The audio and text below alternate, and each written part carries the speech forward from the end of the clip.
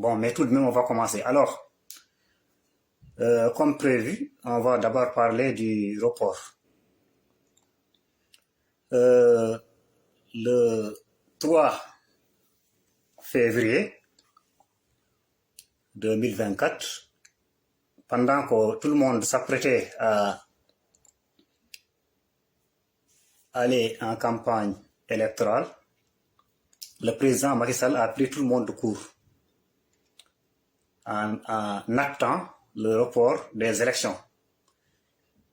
Mais ce qui est intéressant pour moi et ce que je veux analyser dans son discours est qu'il a dit que s'il laissait le processus continuer, alors nous n'aurons pas des élections transparentes et qu'il y aurait des contestations.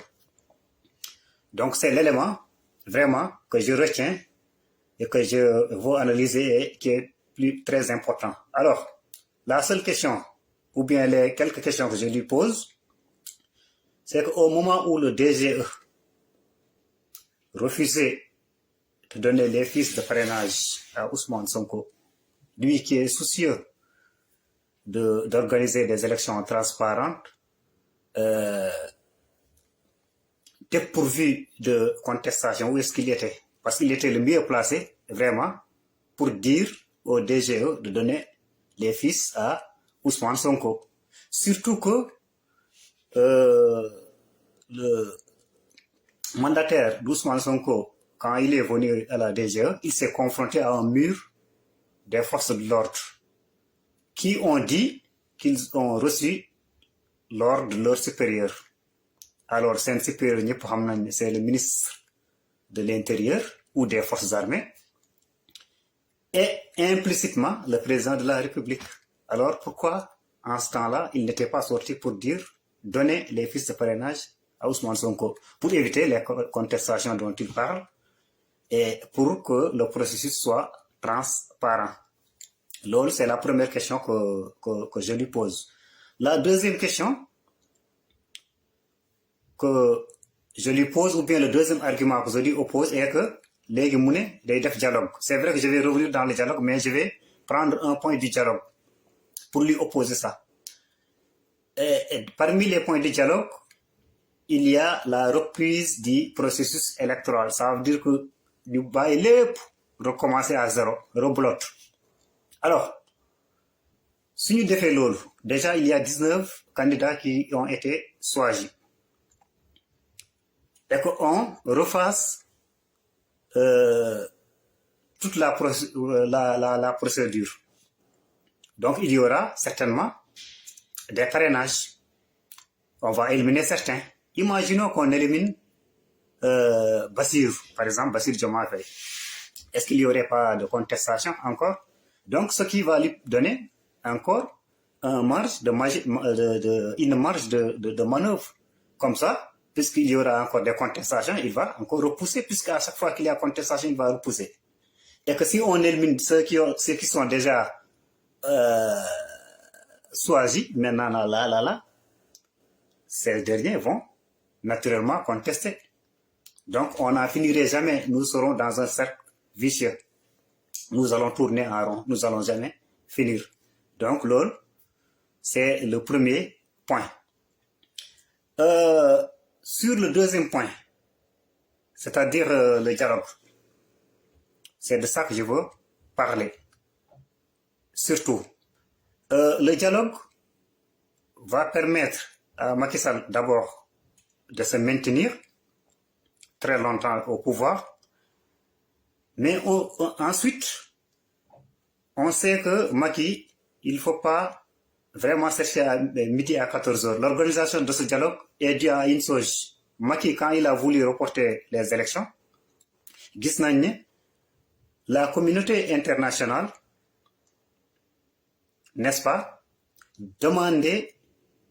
faisait même des injonctions et demandait à Macky d'organiser les élections le plus rapidement possible. Il y a l'ONU autant pour moi, les États-Unis d'Amérique, parce qu'il y a une différence entre les deux, l'Union européenne, la France. Chaque jour que il faisait des communiqués en disant à Macky Sall d'organiser les élections. Maintenant, il faut qu'il organise, mais il faut qu'il accepte. Mais ensuite, de l'autre côté, il ne veut pas accepter. Il a dit, bon, on va faire un dialogue. Dialogue piège, à mon avis. Pourquoi piège? Parce que Macky organise le dialogue avec les 19 candidats, au moins tout le monde aurait dû comprendre. Mais qu'il organise le dialogue, dit-il, en convoquant tous les partis politiques, en convoquant les spoliés, en convoquant même d'autres corporations. Donc le jour du dialogue, qu'est-ce qui va se passer? Il va demander à ce qu'on reporte. C'est-à-dire, c'est aujourd'hui ou demain. Le dialogue se passe entre aujourd'hui, lundi et demain. Donc le problème ne peut pas se régler sur des avis, sur des avis pertinents. Donc on va organiser normalement des élections. Si on organise des élections, là-bas, à l'intérieur du dialogue, on va dire, oui, levez votre main, ou bien qui est d'accord pour le report. Ils seront plus nombreux naturellement. Ils vont l'emporter. Et maintenant, quel est l'intérêt de ça pour Macky Sall? Si l'opposition participe, la presse internationale et locale va écrire que, oui, Macky et l'opposition ont discuté et sont tombés d'accord pour que les élections soient reportées. Il n'y aura plus vraiment cette contestation du report de la communauté internationale parce que on va dire que tous les segments de la population sénégalaise se sont assis autour d'une table et sont d'accord pour le report. Donc on ne va plus faire la pression sur Macky Sall. C'est pourquoi je dis à certains membres de l'opposition qui disent que oui, que nous devrions aller au dialogue, au moins nous aurions dû donner notre point de vue. Mais je dis, vous faites erreur. Grâce à une dame influente qui est dans l'opposition, qui est proche du PASTEF, elle n'est pas du PASTEF du tout, mais elle est proche du PASTEF, qui disait que oui, dans le dialogue, parce que dans le dialogue, il y aura des gens qui vont décider à notre place. Si nous avons un dialogue, il y aura des gens qui vont décider à notre place. C'est sûr, parce que comme je l'ai dit, c'est la majorité qui va l'emporter là-bas, la majorité des présences. Et moi, comme qu'il est intelligent, entre guillemets, il n'a pas invité que les partis de l'opposition qui ont validé pour participer aux élections, il a invité tout le monde. Il a dit d'ailleurs, j'invite les partis politiques.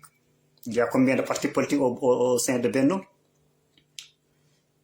Et il y a combien de syndicats au sein de Benno, etc., etc. Il les invite, on organise, ils seront majoritaires, et il acte le report.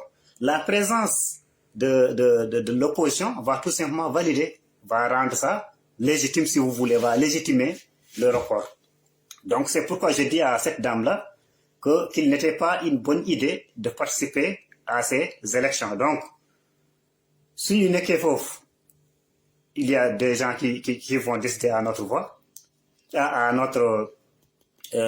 pour nous. Si on n'est pas là-bas aussi, il y aura des gens qui vont décider pour nous. Donc, autant ne pas être là-bas. Au moins là, nous allons montrer notre désaccord en refusant de participer. Donc, lolu mo nekkoon erreur si dialogue bi. Maintenant, autre chose, le Conseil constitutionnel a demandé à Macky d'organiser les élections, de fixer une date. Moi, je ne vois pas vraiment l'utilité de convoquer les gens pour fixer une date. Parce que le 25 février qu'il avait fixé, ce 25 février, c'était hier, pour qu'on organise les élections le 25 février. Mais il n'a consulté personne. Le jour du report, il n'a pas consulté personne. Et là, on lui demande pas de consulter qui que ce soit. Il a une marge.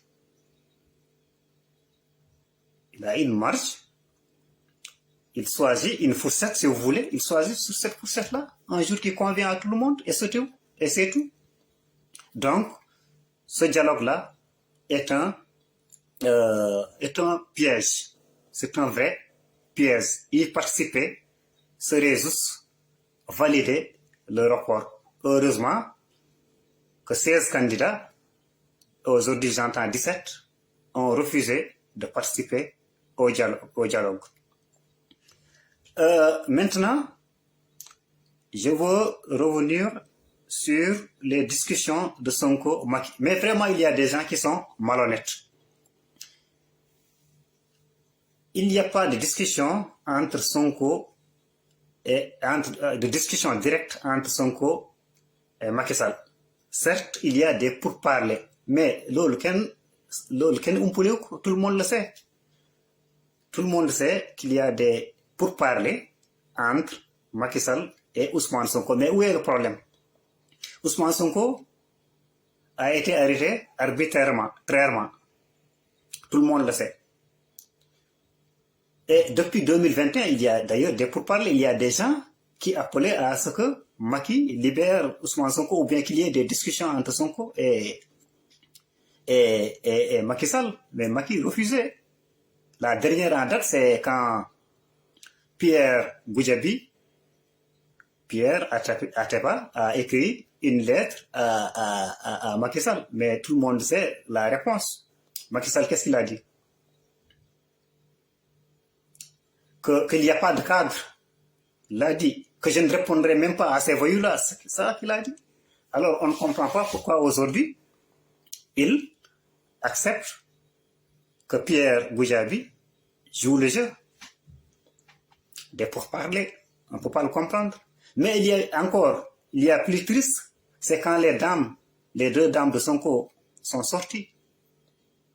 Sont sorties pour demander à madame, la première dame, d'intervenir pour que Sonko soit libéré. Mais ils étaient insensibles. Ils étaient murés dans un mutisme indescriptible. Donc si aujourd'hui ils viennent pour dire que oui, parce que le pays va mal, que tout le monde en a marre, qu'il y a des gens qui appellent au dialogue, donc entre les deux, c'est pourquoi ils acceptent. Vraiment, ça, c'est pas une justification qui nous convainc. Ça ne nous convainc pas. Disons que peut-être que discuter avec Ousmane Sonko actuellement l'arrange. D'ailleurs, la question de Yakham Mbaye la dernière fois lors du dialogue en dit long. Parce que Yakham Mbaye, si vous ne l'avez pas écouté, ou bien si vous l'avez écouté, vous pouvez vous en souvenir, il a dit, mais monsieur le président, yaa ngi dem ndax boo demee yaa ngi xalaat sa entourage mooy ñi nga doon jàppale, mooy ñu nekkoon fii di la défendre. Mais est-ce qu'ils ont besoin que Macky di leen xalaat wala di leen protéger? Si vraiment ils sont sûrs d'eux, s'ils n'ont rien fait, s'ils n'ont rien à se reprocher, je ne vois pas quelle est l'importance de demander à Macky Sall si il va veiller sur eux, sur leur sécurité, pour qu'ils ne soient pas poursuivis. Donc, ça, c'est une dénonciation, à mon avis, quoi. C'est une reconnaissance. Il reconnaît tout simplement qu'ils ont fait comment on appelle encore? Ils ont fait de graves choses. Ils ont fait de graves choses comme tout le monde le disait. Il reconnaît là, c'est un aveu que vient de faire Yakham Mbaye en posant cette question-là. Donc, bref, pour les discussions, les pourparlers, je veux dire, entre Sonko et Macky Sall, je ne vois pas pourquoi les gens font des reproches à Sonko, quoi. Surtout que le principal acteur de ces pourparlers, Atepa, a dit que les choses viennent du palais. Il a dit qu'il ne dit pas que c'est Macky Sall. Mais il sait que les choses lui viennent du palais. un jour, il était chez lui et que quelqu'un s'est déplacé pour lui dire est-ce qu'il accepterait de discuter avec Macky Sall et de discuter avec Sonko, ou bien de faire discuter les deux, de jouer aux intermédiaires. Donc je ne vois pas pourquoi les gens se mettent à reprocher, oui, Sonko discute avec Macky Sall, Sonko est en train de dialoguer. Je ne vois pas. Ce reproche-là, on devait le faire à Sonko, à Macky Sall, mais pas à Sonko. Et après, si Sonko discute, mais c'est de bonne guerre. Mais Sonko, comme on le dit, vraiment gorle. Sonko gorle parce que quand on lui a proposé cette discussion-là, qu'est-ce qu'il a dit? Bon, toujours, parce que ñun nekkul foofu, mais d'après ce qu'on entend, d'après le rapporteur, mu ne avant qu'il y ait discussion, ou bien qu'il y ait un début de discussion, il faut qu'on libère les détenus. Et depuis lors, on voit les détenus qui se libèrent. Donc, Sonko, dañ ko war a remercier, dañ ko war a féliciter. Parce qu'il a montré vraiment que c'est pas un égoïste. C'est pas quelqu'un qui ne pense qu'à lui seul. Il pense aux autres. À la place, un autre à la place de tous ces gens qui parlaient, s'ils étaient à la place, si vous voulez, il allait saisir l'occasion tout de suite et sortir de la prison.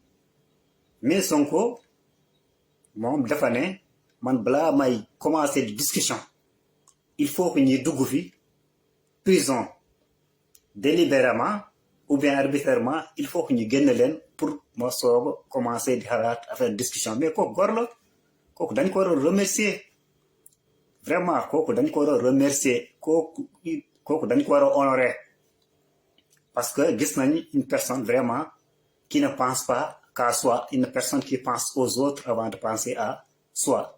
Et vraiment, moi, je suis fier de Sonko. Je suis fier d'être un militant de PASTEF. Je suis fier qu'il soit mon leader. Alors, si on finit ça, toujours dans les discussions, il y a l'autre Gadiaga là, avec ses verres là, comme ça là, de la TFM, je ne sais pas son nom, son prénom, mais Gadiaga, quelque chose comme ça. Dine, oui, di jéem a joxe ay justificatif, man xam naa ne Atepa xaritu Sonko la, oui jaar na fii parce que siège bi, etc., etc. Mais loolu, c'est des choses qu'on sait. Loolu, c'est pas la peine de le rappeler. Il est interdit d'être l'ami de Sonko ou bien l'ami d'Atepa. Loolu, c'est pas interdit. C'est pas interdit. Et maintenant, qu'est-ce que tu cherches à justifier par rapport à ça? Ils sont amis, oui, mais c'est Atepa même, l'acteur, qui a dit que ñi ko yónni fale la ñu jógee. Donc, comme tu sais que ñoom ay xarit lañu, Atepa wax na loolu. Pourquoi tu te contentes pas de ça? Pourquoi tu te mets à rêver ou bien à créer des histoires comme ça? Alors que l'acteur principal, le concerné même, te dit que ni le demee. Il faut le croire. Suñ jógee foofu ba tey, Seck Yérim Seck, comme je disais tout à l'heure, vraiment c'est un menteur, quoi. Mu ne, il a dit deux choses vraiment qu'on ne comprend pas, quoi. Mu ne, le report bi Macky bu mu koy acté, Sonko était d'accord, Karim était d'accord. Karim, oui, tout le monde sait que Karim était d'accord, parce que c'est Karim, c'est le problème de Karim qui nous a amené à là, ou bien si problème Karim, la Macky jëfandiku pour nous amener à là, ça, tout le monde le sait, personne n'ignore. Mais quand il dit que Sonko était d'accord, mais vraiment là, c'est un mensonge. Ensuite, il dit que actuellement, il y a des problèmes entre Sonko et Diomaye. C'est là où il a fait vraiment le plus gros des mensonges, quoi. Ensuite, en disant que oui, les militants de PASTEF, les pro Sonko, ils veulent le report. Et que les pros de Diomaye ne veulent pas du report parce que Diomaye, il est déjà candidat. Pour créer une zizanie, quoi, une sorte de différent. Et l'autre là, de renchérir, oui, tant yi sen digante neexatul quoi. Maïmouna, comment elle s'appelle encore? Maïmouna de la télévision là, cette TV nga xamné mom Yérim rek li invité quoi. Je ne sais pas pourquoi quoi, comme s'il n'y a pas d'autre. Yérim né ko oui, yow xam nga né Diomaye sa xarit la, xam nga né affaire bi yow ti xam nga nu mu démé. Mu né waaw affaire bi kay sen digante neexatul quoi. Mais ni vraiment ni dañoo mën a kàcc. Parce qu'il n'y a pas de pro Sonko, il n'y a pas des pro Sonko et des pro Diomaye. C'est une seule personne en fait. C'est un seul type de militant que nous avons. Mais il n'y a pas de dichotomie en fait entre les deux. Il n'y a pas de dichotomie entre les militants de Sonko et les militants de Pastef. Militants, autant pour moi, militants de Diomaye.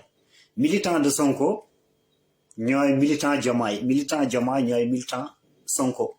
Mais moi, il essaie de créer une sorte de guerre, une sorte de concurrence entre les deux types de militants imaginaires que lui-même a imaginé, quoi. Ça n'existe pas. C'est que Yérim, ça n'existe pas. Il n'existe pas un type de militant pour Sonko et un type de militant pour Diomaye. Il y a des militants de Pastef, les patriotes. Et le leader, c'est Ousmane Sonko. Jusqu'à présent, hein, c'est Ousmane Sonko le leader. Maintenant, notre candidat, nous tous, c'est Diomaye. Bon, d'ailleurs, certains vont me dire que oui, il a des informations. Il n'a pas des informations, moi, que j'ai pas. Je suis du parti. Il n'a pas des informations qu'Amadouba n'a pas. Amadouba de Pastef. Amadouba a dit ce qu'il en est. Il n'a pas des informations que Djibi Ndiaye, Gueye, le chef de protocole de Ousmane Sonko, n'a pas. Donc il faut pas être, il faut pas être vraiment plus royaliste que le roi. Si ces gens disent que Diomaye et Sonko, c'est la même chose. Si ces gens parlent au nom de Diomaye, tous ces gens qui étaient avec Sonko parlent au nom de Diomaye. Mais pourquoi créer la zizanie, créer une sorte de guerre, non, ça, vraiment là, c'est un mensonge. C'est le mensonge le plus grossier qu'il ait pu faire, quoi, vraiment.